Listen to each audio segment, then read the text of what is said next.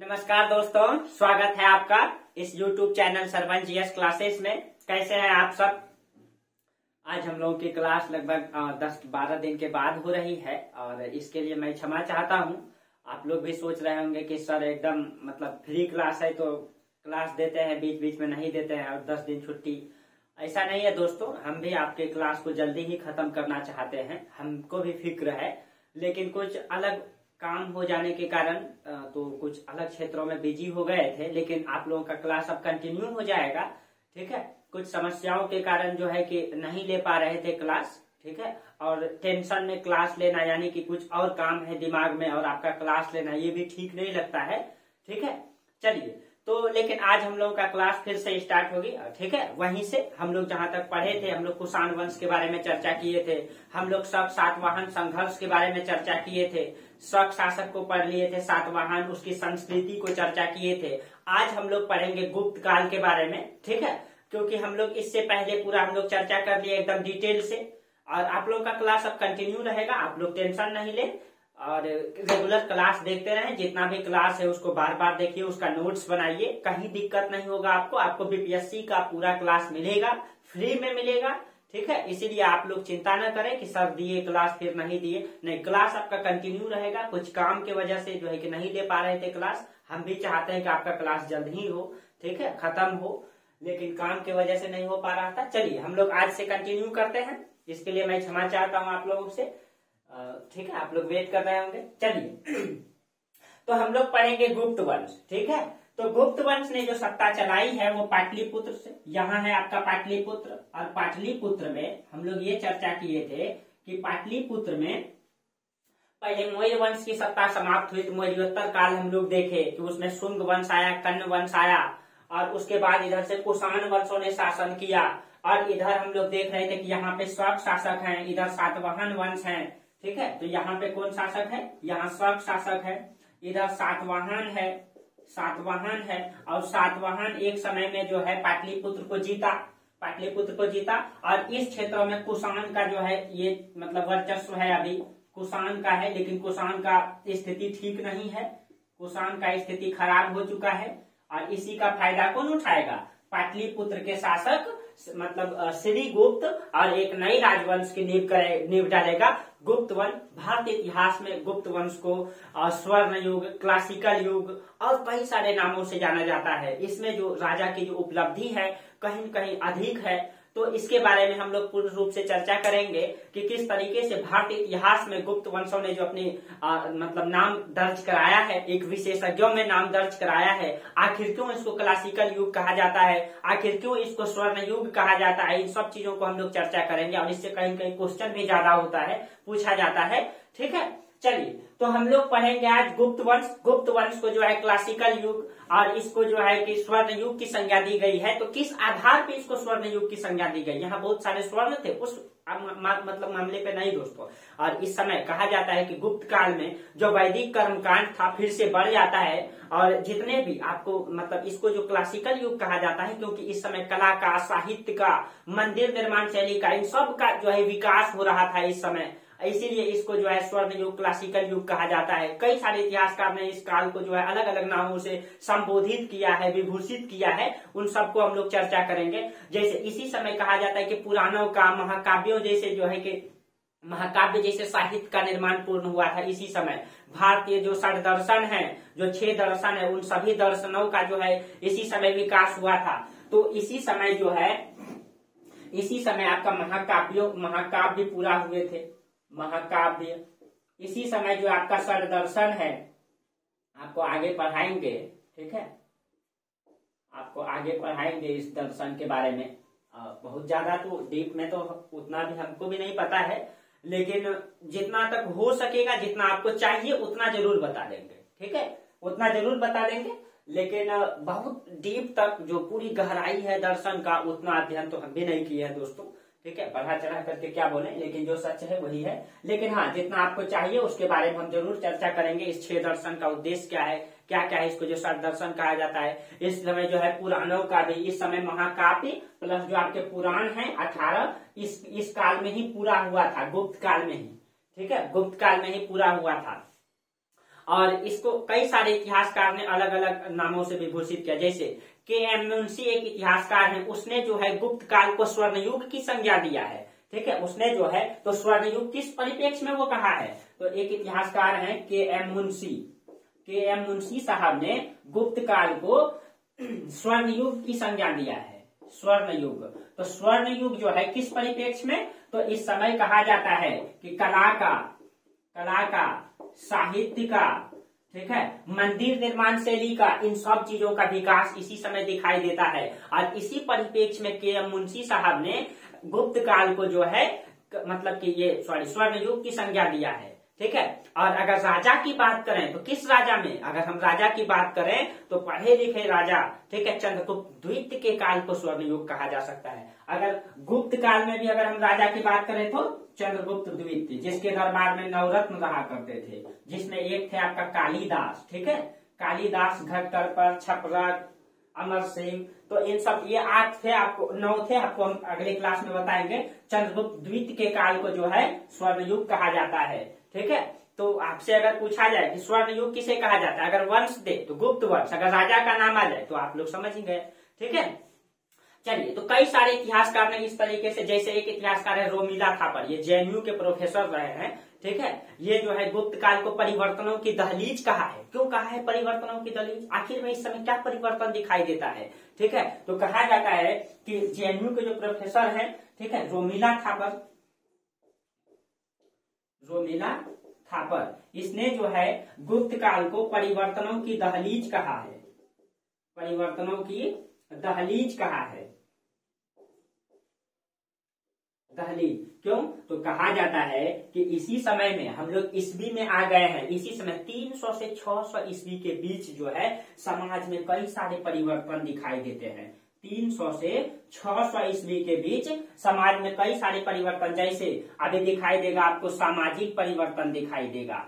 सामाजिक परिवर्तन क्या आ जाएगा सामाजिक परिवर्तन में, यहाँ पे कर्मकांड फिर से बढ़ जाएगा। यहाँ पे आपको आर्थिक परिवर्तन दिखाई देगा। आर्थिक परिवर्तन में ये दिखाई देगा आपको कि यहाँ पे जो मतलब शूद्र वर्ग है उनको कृषि से जोड़ा जाएगा, और जैसे ही कृषि से शूद्र वर्ग को जोड़ा जाएगा वो वैश्य के बराबर आ जाएगा और वो भी अपने हक की मांग करेगा। और जब उसको हक नहीं मिलेगा तो वही आगे जा करके 7वीं सदी में आपका इस्लाम धर्म आएंगे, और वो इस्लाम धर्म समतामूलक धर्म था। उसी में जो है कि हिंदू धर्म के लोग जब उनको अधिकार नहीं मिलेगा इसमें, तो इस्लाम धर्म को कबूल करेंगे। तो जैसे अभी देखिएगा, सबको लिंक करके पढ़िए, इतिहास एकदम नहीं रटना है, एकदम लिख करके इतिहास को पढ़ना है। ठीक है, तो वही जाकर के फिर इस्लाम धर्म को स्वीकारेंगे। अभी तक हिंदुस्तान में इस्लाम धर्म नहीं है, लेकिन 7वीं सदी में आएगा। 7वीं सदी में, क्योंकि 7वीं सदी में ही इस्लाम पैगंबर मोहम्मद साहब का जन्म हुआ है, 600 समथिंग 22 ईस्वी में हुआ है। ठीक है, एग्जैक्ट तो ध्यान नहीं है, लेकिन समथिंग 622 के आसपास उनका हुआ है। ठीक है, चलिए, तो इस समय जो है कई सारे सामाजिक परिवर्तन, आर्थिक परिवर्तन, राजनीतिक परिवर्तन, कला में परिवर्तन, ठीक है, सामाजिक परिवर्तन, आर्थिक परिवर्तन, राजनीतिक परिवर्तन। यहाँ पे राजनीतिक परिवर्तन में दिखाई देगा कि गुप्त काल में आपको सामंतवाद की मतलब की व्यवस्था दिखाई देगा। सामंतवाद मतलब क्या होता है, अभी तक हम लोग ये पढ़ रहे थे कि हिंदुस्तान में एक राजा होता है, पूरा हिंदुस्तान को केंद्र मान करके डायरेक्ट सत्ता चलाता है। लेकिन यहाँ पे देखिएगा, जब भूमि दान की प्रथा बढ़ेगा, भूमि दान की प्रथा जब बढ़ जाएगा, तो यहाँ क्या दिखाई देगा आपको, यहाँ दिखाई देगा कि एक राजा यहाँ केंद्र में शासन कर रहा है, छोटा राजा इसके अधीन है, यानी सामंतवादी प्रथा का विकास दिखाई देता है इस समय। तो वहां पे आपको राजनीति में परिवर्तन दिखाई देगा, और यही सामंत आगे जाकर के क्या करेगा, विद्रोह करेगा, और हिंदुस्तान टुकड़ों में विभाजित हो जाएगा। और यही हम लोग आधुनिक काल में पढ़ेंगे कि अंग्रेजों के समय भारत कई टुकड़ों में विभाजित था। मुगल भी जब आए तो उस समय भी टुकड़ों में विभाजित था। यहीं से सामंतवाद की प्रक्रिया का विकास होता है। ठीक है, तो इन सब चीजों को लेकर के इसने परिवर्तनों की दहलीज कहा है। तो आपको देखिए समझना है कि क्यों कहा है, क्योंकि आपको बीपीएससी लिखना है, पीसीएस का कोई भी एग्जाम देंगे लिखना है। अगर आप यूपीएससी देंगे तो उसमें लिखना है। इसमें ये नहीं कि आपका माइंड ग्रेव होना चाहिए, आपको सोचने की शक्ति बढ़ना चाहिए। आप जैसे पढ़ें, मान लीजिए आपको गुप्त काल पढ़ा है, तो आपका पढ़ने का तरीका हम कई बार बता चुके हैं, आज भी बता देते हैं। जैसे हम अभी पढ़ा रहे हैं एंशिएंट हिस्ट्री, तो एंशिएंट हिस्ट्री में पहले आप मेरा क्लास कीजिए, इसका नोट्स को लिखिए, इसका नोट्स लिखने के साथ उसके बाद उसको नोट्स को पढ़िए आप। नोट्स पढ़ने के बाद जब आपको पूरा समझ में आ जाए तो उसको एक बार सोचिए कि क्या क्या मैंने पढ़ा, 5 मिनट, तब आपका माइंड का विकास होगा, सोचने की शक्ति बढ़ेगा, आप लिख पाएंगे। उसके बाद उसको एक बुक में पढ़ लीजिए, कोई अच्छा राइटर का, जैसे एंशिएंट हिस्ट्री में केसी श्रीवास्तव का बुक आता है, रामशरण शर्मा का बुक आता है, कोई एक बुक लेके पढ़ें उसको। उसके बाद आपका तैयारी जो है कि एकदम मजबूत ठोस हो जाएगा, और आपसे कहीं से क्वेश्चन पूछे फिर आपको दिक्कत नहीं होगा। तो हम आप लोगों को बीच बीच में इसलिए बताते रहते हैं। चलिए तो देखिए, उसके बाद तो इसको जो है रोमिला थापर ने परिवर्तनों की दहलीज कहा है। तो क्या परिवर्तन हुआ था? तो इसी समय 300 से 600 के बीच में जो है सामाजिक, आर्थिक, राजनीतिक कई सारे परिवर्तन दिखाई देते हैं, कला में परिवर्तन। ठीक है, वार्नेट एक इतिहासकार है, उसने गुप्त काल को जो है पेरिक्लीन युग कहा है। एक इतिहासकार है वार्नेट, इसने क्या कहा है? पेरिक्लीन युग, पेरिक्लीन युग कहा है वार्नेट ने। ठीक है, इस तरीके से गुप्त काल को जो है कई नामों से संबोधित किया गया है। ठीक है, चलिए अब देखिए, अब कहा जाता है जिस तरीके से आपको कुषाण के बारे में बताए थे, सातवाहन के बारे में बताए थे कि सातवाहन वंश के बारे में जानकारी स्पष्ट नहीं मिलता है, तो यहाँ भी गुप्त के बारे में भी जानकारी स्पष्ट नहीं है। बहुत सारे इतिहासकार जो है अलग अलग बात कहते हैं गुप्त को लेकर के, कि गुप्त कौन जाति के हैं, किस धर्म को है, इन सब लेकर के उसमें जो है मतभेद चलता है। तो चलिए अब हम लोग देखते हैं कि गुप्त कौन थे। तो गुप्त के बारे में जो मतभेद चलता है उसको हम लोग देखते हैं।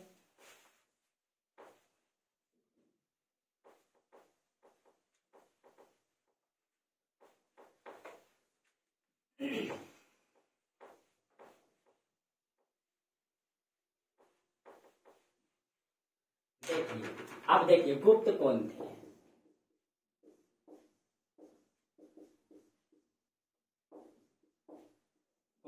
ठीक है, देखिए अलग अलग इतिहासकार ने इसको लेकर के अलग अलग बातें कही है।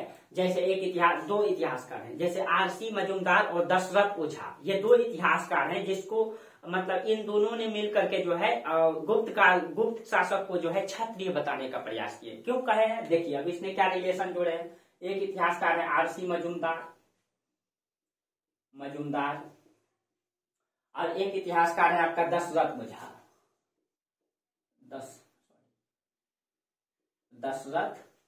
ओझा। अब देखिए इन दोनों ने जो है गुप्त को क्या कहा है? क्षत्रिय कहा है। अब क्षत्रिय किस आधार पे कहा है? तो देखिए कहा जाता है कि इसमें एक राजा का नाम आता है, ये है ऐश्वर्यपाल। एक राजा का नाम आता है ऐश्वर्यपाल, और ये ऐश्वर्यपाल के बारे में कहा जाता है। ये जो ऐश्वर्यपाल है ये इक्ष्वाक वंश से संबंधित था। ठीक है, ये इक्ष्वाक वंश का राजा है, ये जो है इक्ष्वाक वंश का। अब देखिए इक्ष्वाक वंश से कौन संबंधित है? आपके भगवान राम जी जो है इसी से संबंधित है। इक्ष्वाक वंश या सूर्यवंशी वंश कहा जाता है। अब देखिए तो राम जी अगर इक्ष्वाक वंश से है और सूर्यवंशी से है तो इसका मतलब है कि राम जी क्षत्रिय है, तो ये भी क्षत्रिय होंगे। और ये अपने आप को जो है ऐश्वर्यपाल अपने आप को गुप्त बताने का प्रयास करते हैं। ठीक है, ये कहते हैं कि ये गुप्त से अपना रिलेशन जोड़ते हैं ऐश्वर्यपाल।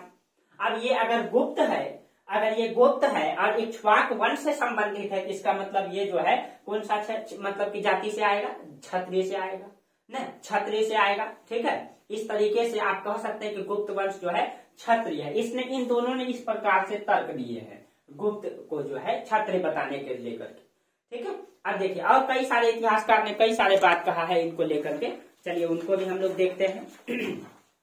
जैसे एक इतिहासकार है केपी जायसवाल। एक सेकेंड दोस्तों, देखिए एक इतिहासकार है आपका केपी जायसवाल।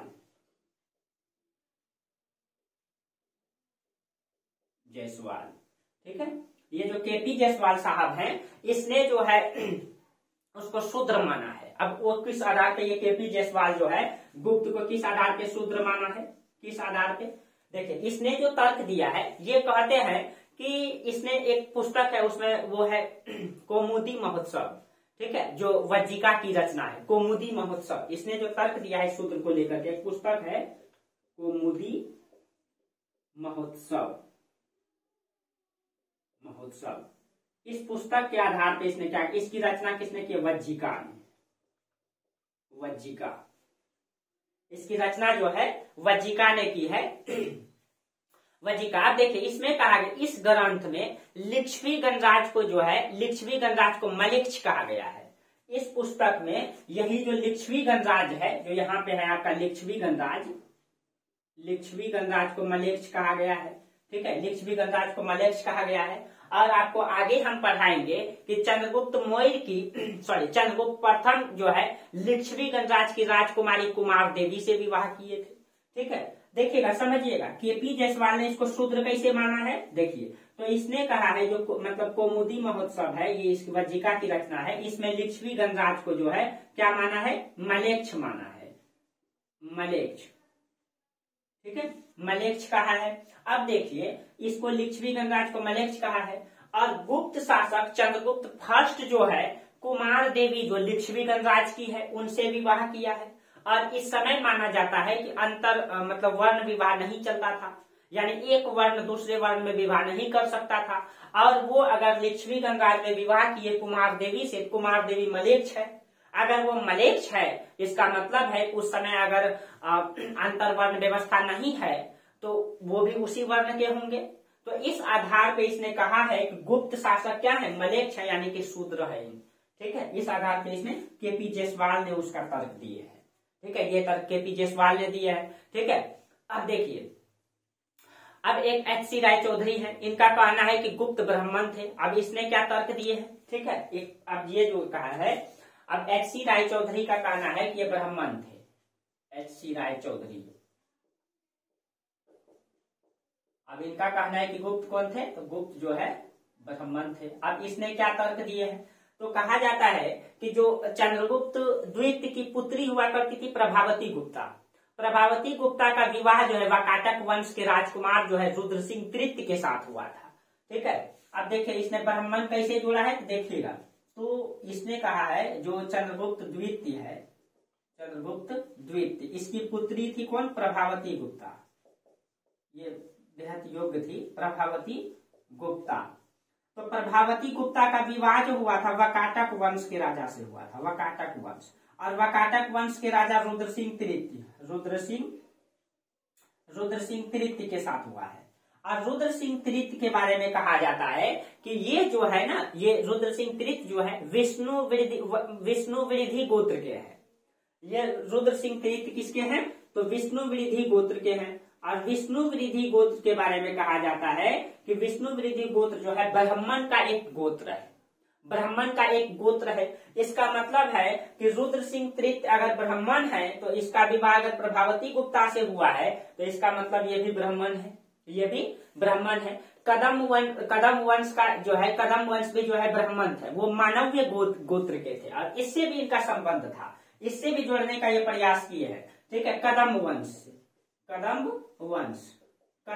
के जो राजा थे ये मानव्य गोत्र के थे, मानव्य गोत्र के थे। और ये दोनों के दोनों गोत्र ब्राह्मण, विष्णु वृद्धि और मानव्य गोत्र, ये दोनों गोत्र ब्राह्मण के हैं। और इनसे अगर इनका रिलेशन है तो इसी आधार पर एच.सी. रायचौधरी कहते हैं कि ये क्या है, ये गुप्त जो है ब्राह्मण है। ठीक है, ये गुप्त जो है क्या है, ब्राह्मण है। अब देखिए ये सब तो ठीक है, लेकिन दो इतिहासकार ऐसे हैं जिसने इसको वर्तमान से जोड़ने का प्रयास किया है। और कहीं न कहीं इतिहास को वर्तमान परिप्रेक्ष्य में भी जोड़ के पढ़ना बेहद अच्छा होता है क्या, और ये प्रामाणिक भी होता है। तो चलिए हम लोग देखते हैं कि दो इतिहासकार कौन हैं जो वर्तमान परिप्रेक्ष्य से उनकी तुलना किए हैं।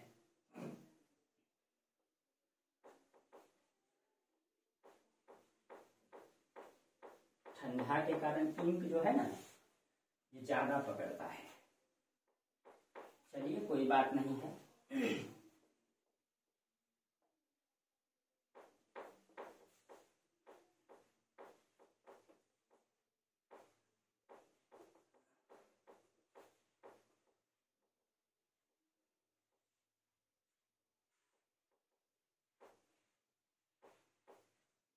चलिए अब देखिए दो इतिहासकार, एक रोमिला थापर और रामशरण शर्मा, ये दो इतिहासकार ने इसको क्या माना है, इसको जो है वैश्य माना है।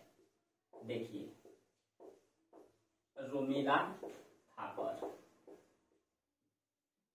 और एक रामशरण शर्मा, रामशरण, ये रामचरण शर्मा जो है एंशिएंट हिस्ट्री के बहुत बड़े इतिहासकार है। इन दोनों ने इसको क्या माना है? वैश्य। इन दोनों ने इसको वैश्य माना है। किस आधार पे? अब देखिए, इन दोनों ने जो तर्क देने का प्रयास किया है, ये वर्तमान परिप्रेक्ष्य में जोड़ने का प्रयास किए इनको, ठीक है। इनका कहना है, कहा जाता है कि इतिहास को वर्तमान परिप्रेक्ष्य में देख के पढ़ना चाहिए, और इनका कहना है कि वर्तमान में जो गुप्त है वो जायसवाल में आते हैं। जायसवाल में या तो मतलब जो गुप्ता लिखाते हैं, जो बनिया प्रजाति के होते हैं ना, तो वर्तमान में इसने जोड़ने का प्रयास किया है। इसने कहा है कि जो वर्तमान में जो गुप्त है ये गुप्ता लिखाते हैं। ये क्या लिखाते हैं? गुप्ता या जायसवाल लिखाते हैं, जायसवाल लिखाते हैं, ठीक है। और ये आपका बनिया में आते हैं, ठीक है, बनिया में आते हैं। और ये बनिया जो है ये क्या है? ये आपका वैश्य है। तो इस परिप्रेक्ष्य में इनका कहना है कि इन दोनों का कहना है कि गुप्त कौन है? वैश्य है। तो कहीं कहीं अधिक प्रमाणित माना जाता है, क्योंकि इसने जो है वर्तमान परिप्रेक्ष्य में जोड़ने का प्रयास किया है इतिहास को, ठीक है। तो ये हम लोग देख लिए गुप्त के बारे में, कि गुप्त के बारे में जो कहा गया है। अब हम लोग देखते हैं कि गुप्त के बारे में जानकारी के स्रोत कौन कौन सा है, ठीक है। चलिए, गुप्त के बारे में जानकारी कौन कौन सा है, कि गुप्त के बारे में जानकारी हम लोगों को कहां से मिलती है।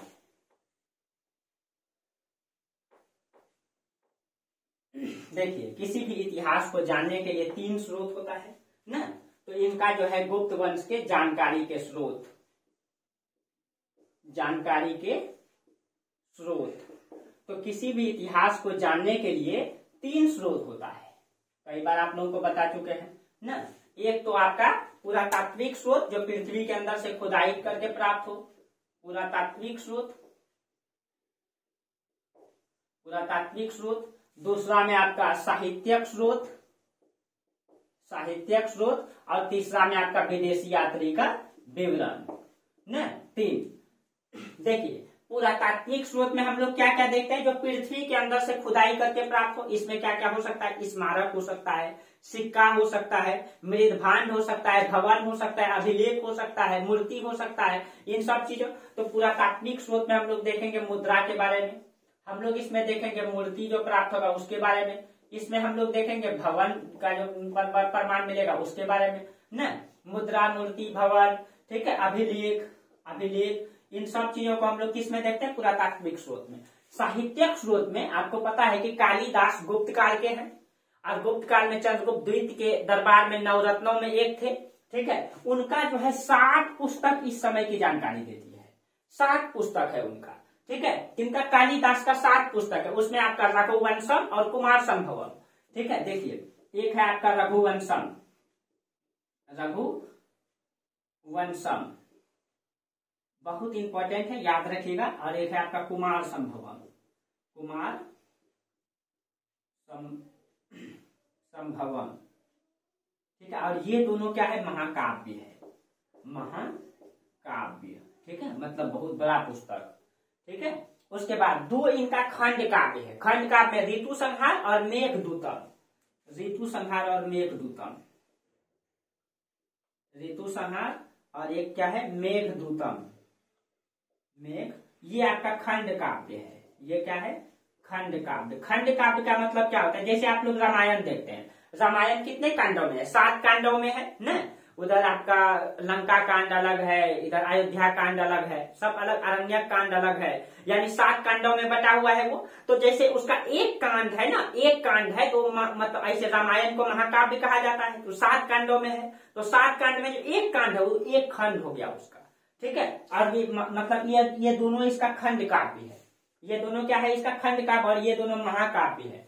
और इसका पुस्तक है विक्रमोर्वशीयम, मालविका अग्निमित्रम। मालविका और अग्निमित्र की प्रेम कहानी है, बताया है आपको, अभिज्ञान शकुंतलम, ठीक है। उसके बाद इसका कौन सा पुस्तक है? विक्रमोर्वशीयम, विक्रमोर्वशीयम। उसके बाद अभिज्ञान शकुंतलम, आप लोग लिख लेंगे इसको, अभिज्ञान शकुंतलम, आप लोग ठीक से लिख लीजिएगा। विक्रमोर्वशीयम, अभिज्ञान शकुंतलम, और एक है आपका मालविका अग्निमित्रम, जो मालविका और अग्निमित्र की प्रेम कहानी है उसमें, मालविका अग्निमित्रम। ये 7 पुस्तक है उनका, ठीक है, जिसके बारे में जानकारी मिलती है। ये 7, इसमें से आपका ये दोनों महाकाव्य, ये दोनों खंड का, ठीक है। और ये तीनों आपका नाटक है, ठीक है, ये जो है आपका ये तीनों नाटक है, ठीक है। चलिए इसके अलावा और कौन सा पुस्तक है, इसके अलावा एक है शूद्रक का है मृच्छकटिकम, इधर हम साइड में लिख देते हैं इधर, ठीक है। एक लेखक है शूद्रक, शूद्रक का एक पुस्तक है मृच्छकटिकम, मृच्छकटिकम, ये हो गया, ठीक है। एक उसके बाद हाँ भावभूति का 3 पुस्तक है, भावभूति का मालती माधव, उत्तर रामचरित्रम और महावीर चरित्रम, 3 भावभूति का 3 पुस्तक, ठीक है। हम बोल देते हैं, आप लोगों को लिख लीजिएगा। भावभूति का मालती माधव, उत्तर रामचरित्रम और महावीर चरित्रम, ठीक है। ये पुस्तक की जानकारी का स्रोत हो गया आपका साहित्य में, आप लोग इधर लिख लीजिएगा साइड। विदेशी यात्री में आपको पता है कि फाहियान इस समय आया था चंद्रगुप्त द्वितीय के दरबार में, फाहियान आया था चंद्रगुप्त द्वितीय के दरबार में, फाहियान आया था विदेशी यात्री के तौर पे, ठीक है। ये आपका जो है गुप्त काल का जानकारी का स्रोत है। अब देखिए इसके बारे में पूरा तात्विक स्रोत भी है, साहित्यिक स्रोत भी है, विदेशी विवरण भी है। और हम आप लोगों को बोले थे कि जब किसी इतिहास के बारे में तीनों स्रोत प्राप्त हो तो उसको हम लोग ऐतिहासिक काल कहते हैं, उसको हम लोग क्या कहते हैं, ऐतिहासिक काल कहते हैं, ठीक है। चलिए अब हम लोग देखते हैं कि गुप्त वंश का मतलब कि उद्भव कैसे हुआ, गुप्त वंश के बारे में अब हम लोग चर्चा करते हैं, ठीक है। यहां तक इनका बेसिक चर्चा था।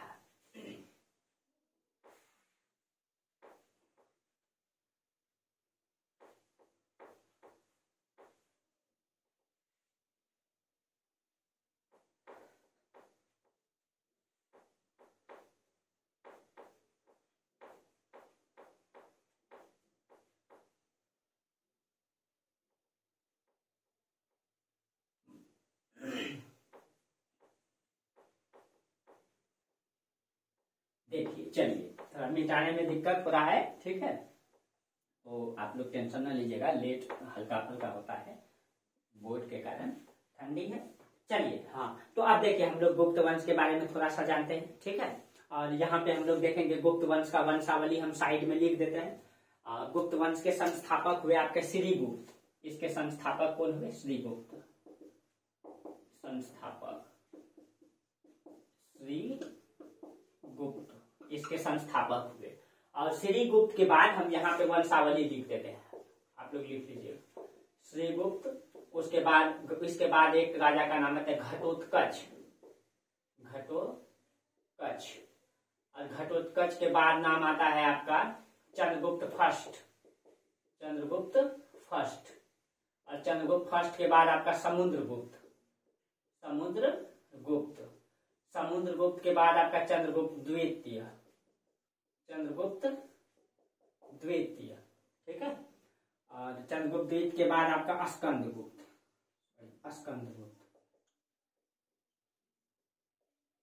स्कंदगुप्त, ये नाम आता है। एक और राजा है, सॉरी एक और राजा है, एक राजा छोड़ दिया यहाँ पे। चंद्रगुप्त द्वितीय के बाद कुमारगुप्त आया है, कुमारगुप्त, उसके बाद है स्कंदगुप्त।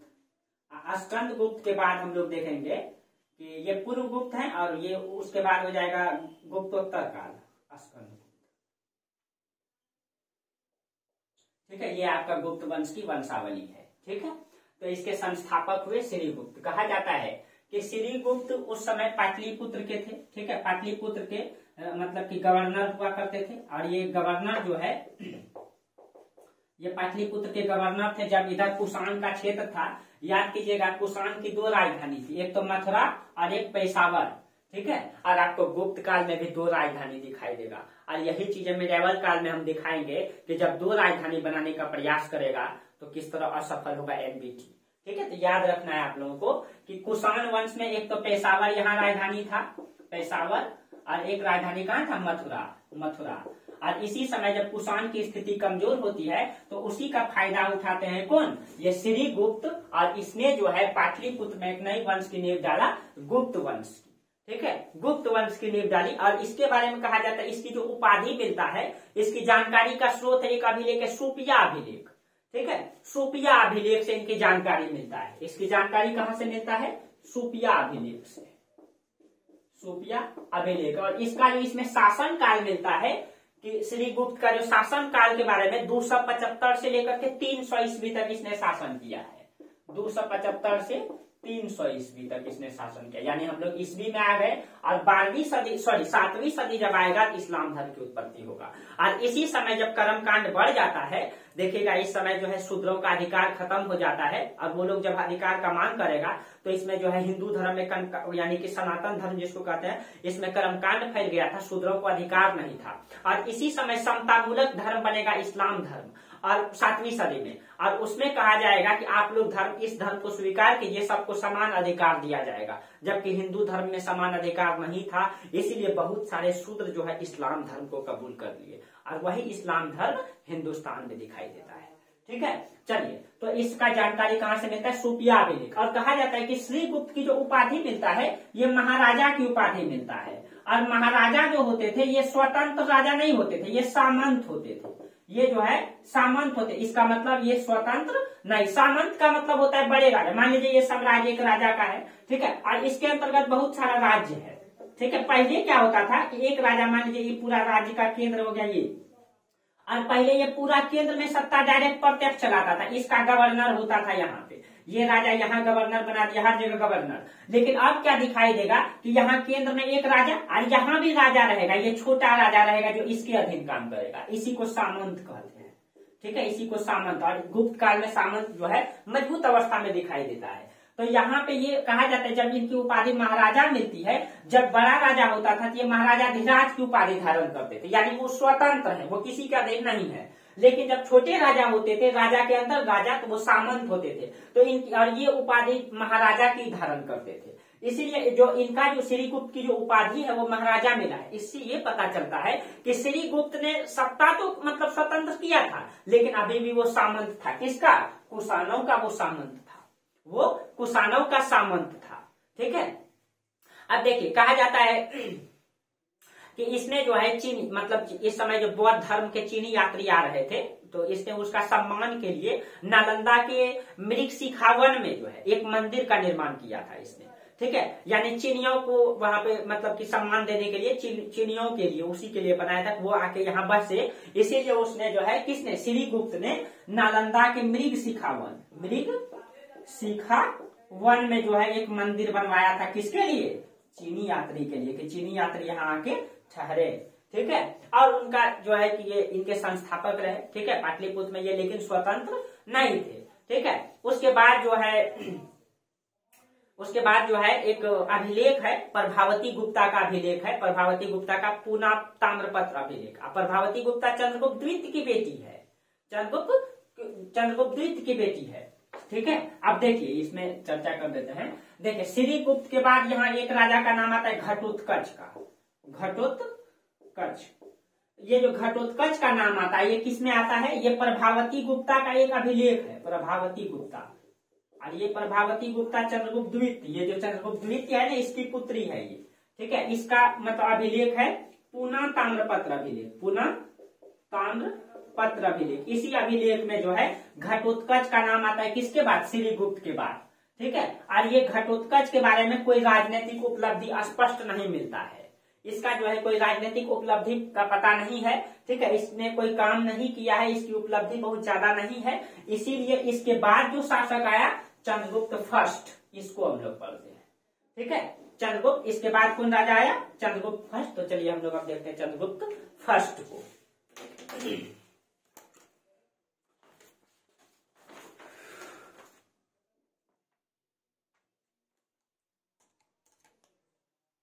देखिए, हाँ, इसका जो घटोत्कच का जो राज्यारोहण है ये 300 ईस्वी में हुआ है, 300 ईस्वी में, याद रखिएगा। ठीक है, यानी कि श्रीगुप्त 300 खत्म हुए, उसके बाद घटोत्कच इसने अपना राज्यारोहण करवाया 300 में, लेकिन इसका स्पष्ट कोई प्रमाण नहीं मिलता है। उसके बाद शासक आए चंद्रगुप्त फर्स्ट।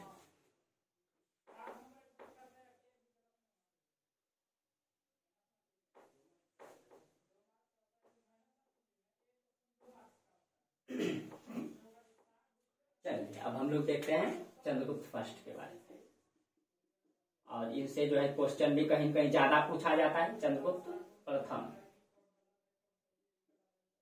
ठीक है, और इसका जो राज्यारोहण है ये यही इंपॉर्टेंट है। इसने जो अपना राज्यारोहण मतलब किया था 319 ईस्वी में, राज्यारोहण। इसने राज्यारोहण किया 319 ईस्वी में, और इसी की ये जो राज्यारोहण है इसी के काल को जो है गुप्त संवत कहा जाता है, गुप्त संवत, यही 319 ईस्वी, ठीक है 319। और इसका शासन काल 319 से 334 ईस्वी तक रहा है, ठीक है 319 से 334 ईस्वी तक रहा है। और 319 में इसने राज्यारोहण कराया था, इसलिए यहीं से गुप्त संवत। ये जो गुप्त संवत का प्रमाण मिलता है ये मथुरा अभिलेख में मिलता है। गुप्त संवत का प्रमाण कहाँ मिलता है? मथुरा अभिलेख, मथुरा अभिलेख में मिलता है गुप्त संवत के बारे में, ठीक है। और कहा जाता है कि मतलब ये जो चंद्रगुप्त फर्स्ट है इसे महाराजा धीराज की उपाधि दिया गया है, ठीक है। इसे जो है चंद्रगुप्त द्वितीय को प्रथम को महाराजा धीराज, इसका मतलब ये है महाराजा धीराज, इसका मतलब है कि ये जो है स्वतंत्र सत्ता की नींव डाल दिया है। ये राजा कैसा है? ये स्वतंत्र है, ठीक है। और ये अगर ये स्वतंत्र है तो यही इसका क्या हो जाएंगे? वास्तविक संस्थापक, वास्तविक संस्थापक। तो आपसे पूछा जाएगा कि गुप्त वंश का संस्थापक कौन है? तो श्रीगुप्त। लेकिन वास्तविक संस्थापक कौन है? तो महाराजा धीराज साहब है। कौन? चंद्रगुप्त फर्स्ट। वास्तविक संस्थापक चंद्रगुप्त फर्स्ट हो जाएगा, ठीक है। इसे महाराजा धीराज की उपाधि दिया गया, इससे यही पता चलता है ये स्वतंत्र है। अब देखिए केपी जायसवाल ने इसे जो है कारस्कर कहा है, ठीक है। कारस्कर का मतलब होता है निम्न जाति का। अब इसने क्यों कहा है? इसी को चंद्रगुप्त फर्स्ट को ही केपी जायसवाल ने, केपी जायसवाल इसने इसको क्या कहा है? कारस्कर। अब देखिए कारस्कर का मतलब होता है निम्न जाति का, निम्न जाति का। अब देखिए कहा जाता है कि ये निम्न जाति का कैसे था, इसने केपी जायसवाल ने कैसे जोड़ा निम्न जाति का?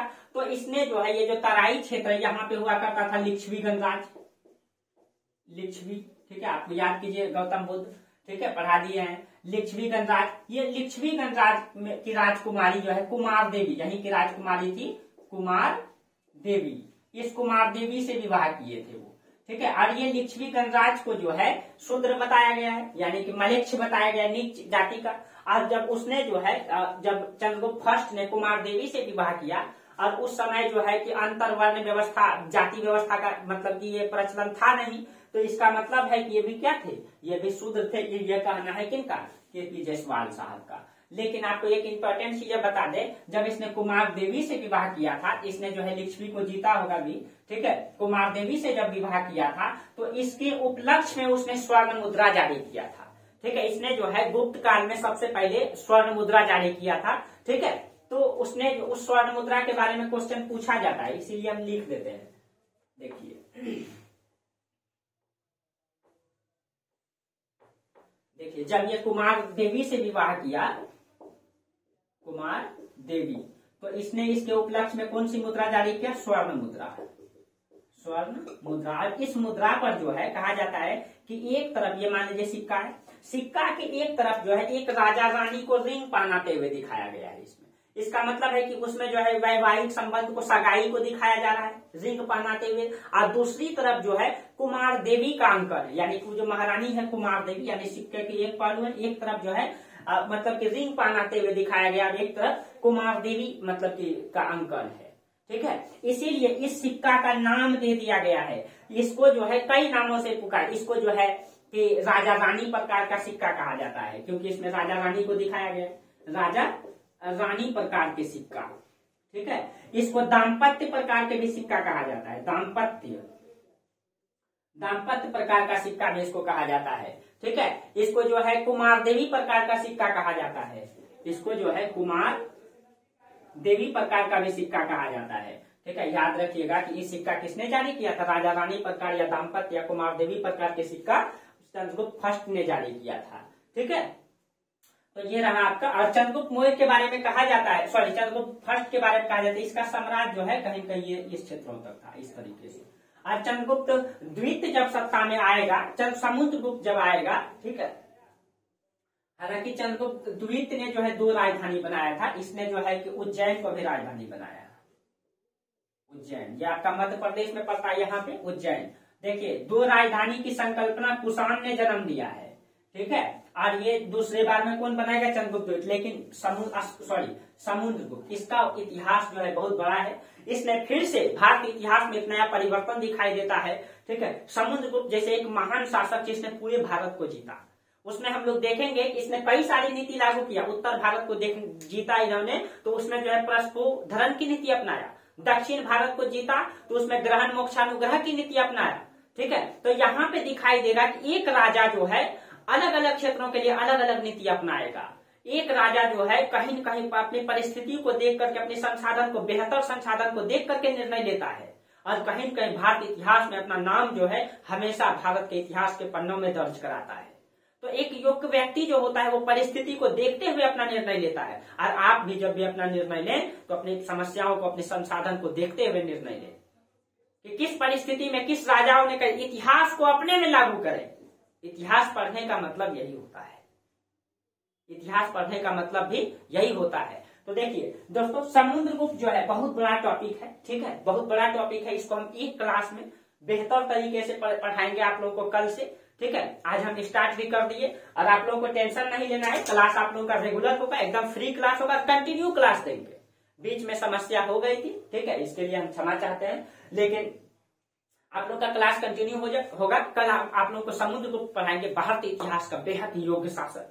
ठीक है, बेहद योग्य शासक जिसने मतलब अशोक के बाद जो है पूरे हिंदुस्तान को अगर किसी ने जीता तो समुद्रगुप्त ने जीता। और इसके बाद दिखाई देगा कि लगभग 1000 साल तक, हाँ समथिंग में 1000 साल तक कोई भी पूरे हिंदुस्तान को नहीं जीतेगा। हिंदुस्तान टुकड़ों में विभाजित हो जाएगा समुद्रगुप्त के बाद। ठीक है, और तब अलाउद्दीन खिलजी आएंगे और पूरे हिंदुस्तान को जीतेगा। अलाउद्दीन खिलजी जब खिलजी वंश में आएंगे तब जीतेगा। तो कहीं कहीं जो है समुद्रगुप्त का इतिहास बड़ा इतिहास है। ठीक है, उनको हम लोग एकदम डिटेल से चर्चा करेंगे, और इसके बारे में कल हम लोग पढ़ेंगे।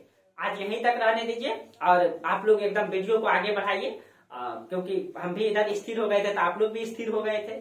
ठीक है, चलिए कोई बात नहीं है, मेहनत करना है लगनशीलता से। और इधर आपका बीपीएससी का एग्जाम भी है, तो 12 फरवरी को आपका एग्जाम है, 12 या 14 फरवरी को है बीपीएससी का एग्जाम। ठीक है, तो उसमें भी आप लोगों को लगनशीलता से लगना है, लेकिन सिलेबस जरूरी है। पहले आप लोग सिलेबस पढ़ें। सब कोई क्या करते हैं, पहले एग्जाम देना स्टार्ट करेंगे। एग्जाम पहले नहीं देना है, पहले सिलेबस। देखिए एक तरीका है, देखिए हार्ड वर्क करना जरूरी नहीं है, स्मार्ट वर्क करना जरूरी है। ठीक है, और वास्तविक में जो टक्कर चलता है ना, वो बहुत ज्यादा स्टूडेंट में नहीं चलता है। कंपटीशन बहुत ज्यादा स्टूडेंट में नहीं है। वास्तविकता तो ये है कि जितना लोग एग्जाम देते उसमें से उन सभी को सिलेबस भी पता नहीं होता है। मैंने बहुत सारे को देखा, मैं पढ़ाता हूँ ऑफलाइन, मैंने बहुत सारे को देखा है कि सिलेबस पता नहीं और कई एग्जाम दे चुके हैं। हालांकि वो सुनेंगे तो बोलेंगे, बुरा मानेंगे, लेकिन सच तो यही है दोस्तों। इसीलिए आप लोग पहले, मैं पूरा पहला शुरू क्लास सिलेबस का दिया हूं, और एक बार फिर सिलेबस का क्लास लाऊंगा।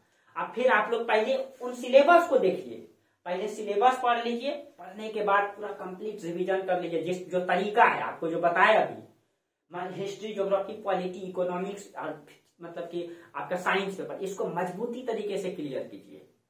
उसके बाद आपका जब तैयार हो जाएगा, उसके बाद आप एग्जाम देने जाएंगे तो आप कॉन्फिडेंस के साथ एग्जाम देंगे।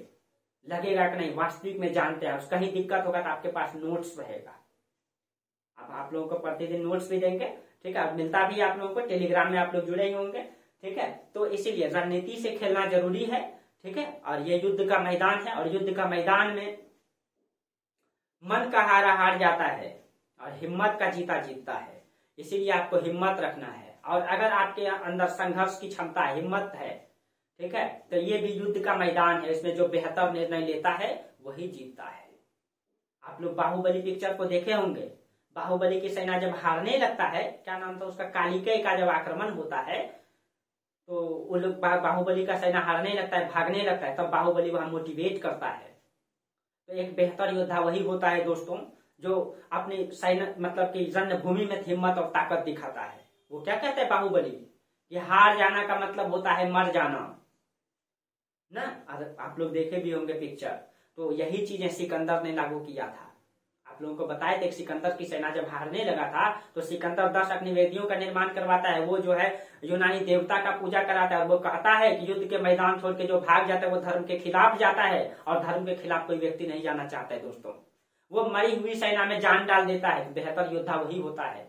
तो आप भी इस युद्ध मतलब इस मैदान के योद्धा हैं, आपको भी नहीं हारना है।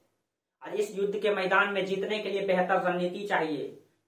बाबर ने जो है, आपको पढ़ाएंगे मिडिवल हिस्ट्री में, कि बाबर जो है मात्र 11,000 सेना लेकर के पानीपत के युद्ध को जीता था और 1 लाख सेना को पराजित किया था। तो हर जगह युद्ध में जो है ताकत और सेना जरूरी नहीं होता है, रणनीति जरूरी होता है। और आप भी अपने जीवन में जो ये युद्ध में जो युद्ध के मैदान में जो उतरे हैं, एक रणनीति बना करके उतरे हैं। और बिना रणनीति के युद्ध जीता नहीं जा सकता है। ठीक है, चलिए, आशा है आप लोग करेंगे जरूर। ठीक है, अब मेहनत करना है तो शेड्यूल से कीजिए, तरीके से कीजिए। चलिए, तो आज हम लोग यहीं तक चर्चा करते हैं। तब तक के लिए आप लोगों को बहुत बहुत धन्यवाद, और आप लोग वीडियो को जरूर आगे बढ़ाएंगे। चलिए, थैंक यू।